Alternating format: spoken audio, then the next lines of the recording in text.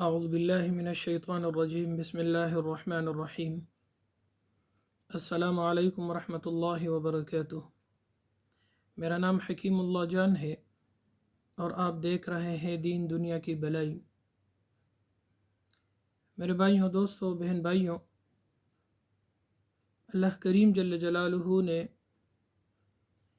انسان کی آخرت کی بلائی اور آخرت کی کامیابی عین دنیا ہی میں رکھی ہے۔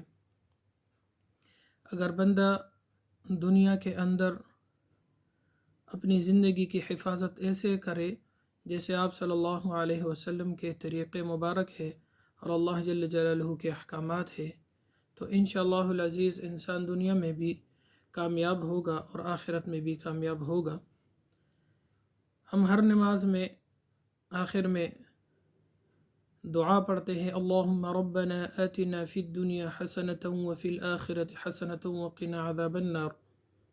اس میں ہم اللہ جل جلالہ سے دنیا اور آخرت دونوں کی کامیابی کی دعا کرتے ہیں۔ تو گویا کہ دین کے اندر دنیا کے لیے بھی دعا کرنا اور آخرت کے لیے بھی دعا کرنا یہ ثابت ہے۔ تو انشاءاللہ العزیز ہم صرف دنیا کی یا صرف آخرت کی دعا نہ کرے بلکہ دنیا اور آخرت دونوں کی دعا کرے اللہ جل جلالہ سے۔ بہترین زندگی اللہ جل جلالہ کے احکامات اور محمد رسول اللہ صلی اللہ علیہ وسلم کے طریقوں میں مضمر ہے۔ اس لیے ہم ہر وقت دنیا کے لیے بھی دعا کرے، دین کے لیے بھی دعا کرے۔ دعا کی قبولیت کے اوقات بھی ہے اور اسی طرح مقامات بھی ہے، جیسے بیت اللہ شریف، روز اقدس، حضرت محمد صلی اللہ علیہ وسلم کے میدان عرفات میں جبل الرحمت، یہ مقامات ہے۔ اور مخصوص اوقات، وہ اذان کے بعد کی دعا، ہر فرض نماز کے بعد، جمعہ کے 2 خطبوں کے درمیان، بارش کے آغاز کے وقت، روزہ افطار کرتے وقت، جہاد میں جب معرکہ گرم ہو، اسی طرح لیلۃ القدر کی طاق راتیں ہیں، حج کا دن گزار کر عید قربان سے پہلے جو رات ہے، اسی طرح بے بسی، لاچارگی اور اضطرار کے وقت،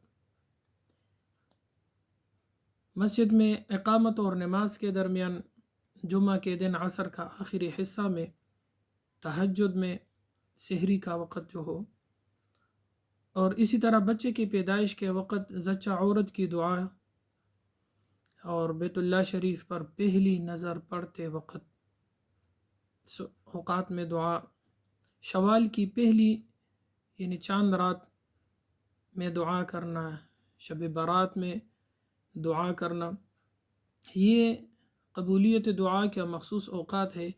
اور بھی بہت سارے مخصوص اوقات ہیں، تو انشاءاللہ العزیز اس سے فائدہ لے لیں۔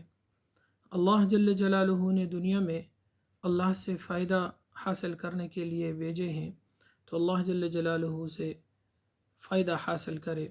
انشاءاللہ العزیز آئندہ ملاقات مال اور اولاد کو بددعا نہ دے کے بارے میں انشاءاللہ گفتگو ہوگی۔ جزاکم اللہ فی الدارین۔ السلام علیکم ورحمۃ اللہ وبرکاتہ۔